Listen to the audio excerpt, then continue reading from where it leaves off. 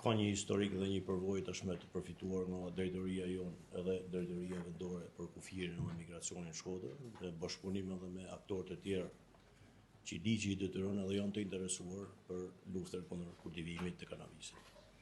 Tregues pozitiv në këtë periudhë dymujore që po flasim është volumi i lartë i kontrollave krahasuar me vitin 2025 për të njëjtën periudhë. Janë 4407 kontrolle për vitin 2026 nga 1624 në vitin 2025. Kemi një rritje prej 175% të kontrolleve, kryesisht të kontrollet të ambienteve të mbyllura. Angazhimi i madh i personelit policor dhe orë shërbimit në dispozicion gjatë kontrolleve të ambientit na kanë kushtuar ne si organizatë policore një kosto të konsiderueshme. Për momentin, kosto e cila shtohet me rritjen e intensitetit kontrolleve.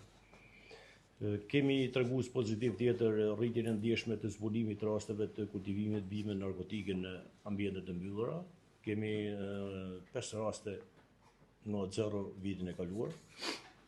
Janë azhësuar 1529 bimë dhe 555 kubik, si dhe janë referuar në prokurori 18 autor të implikuar në këtë veprimtari kriminale. Ka rritje të efektivitetit të zbulimit në territor të rasteve të kultivimit bimeve narkotike në ambientet të mbyllur, të ngrohur me anë të energjisë elektrike fatkeqësisht të vjedhur, për të cilën janë edhe proceduar edhe autorët edhe ato që kanë lidhje ose janë dyshuar për shpërdorimet e tyre në këto raste. Vjedhjet e humbje në rrjetin e shpërndarjes së energjisë elektrike krijojnë një potencial të lartë për zhvillimin e hetimeve në këtë drejtim nga ana jonë, të cilët po vazhdojnë. Rezultatet tregojnë se kultivimi në ambientet të mbyllur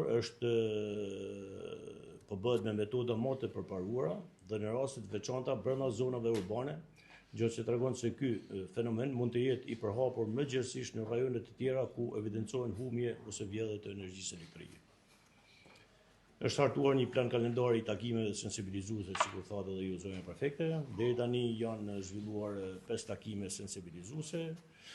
Plani kalendar ka një sër takimesh si në zonat urbane ashtu dhe rurale. Do të zbatohet me përprekmëri. Synojmë gjithmonë të sensibilizojmë moshat e reja, të cilët ato janë më tepër që ndikojnë edhe në familjarët e tyre, nxënësit të shkollave, që familjarët e tyre mos të merren me këtë fenomen tashmë të shtrirë në qarkun tonë.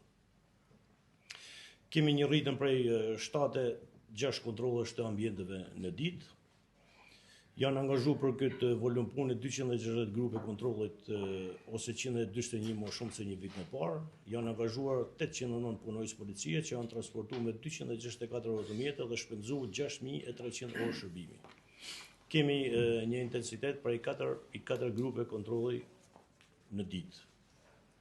Aktualisht drejtoria jonë në bashkëpunim edhe me drejtorinë vendore për kufirin e migracionit është angazhuar në zbatimin e plan kalendarit për zhvillimin e takimeve sensibilizuese për parandalimin e kultivimit të bimeve narkotike.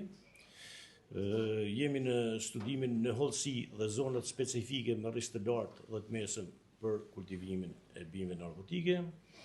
Jemi në kuadrin e një hartimi të një raporti analitik për metodat e reja të kultivimit. Është metodë e vjetër në fakt, po nuk është se është e panjohur, por intensiteti ka ardhur çdo vit edhe duke u rrit. Si pasojë e presionit të policisë në ambientet e hapura, kultivuesit janë organizuar dhe janë orientuar në drejtim të kultivimit bimeve narkotike në ambientet e mbyllura. Analizimi historiku të terrenit dhe infrastrukturës, nivelit tonë të aksesit në zonat e vështira malore. Janë disa pika ku edhe njësitë alpine ose forcat e specializuara kanë një akses të vështirë, nuk ka terrene të paarritura nga ana jonë, por ne po studiojmë metodët më efikase dhe më eficiente në këtë drejtim. Po grumullojmë informacion për tendencën e kultivimit, si dhe për organizatorët dhe financuesit.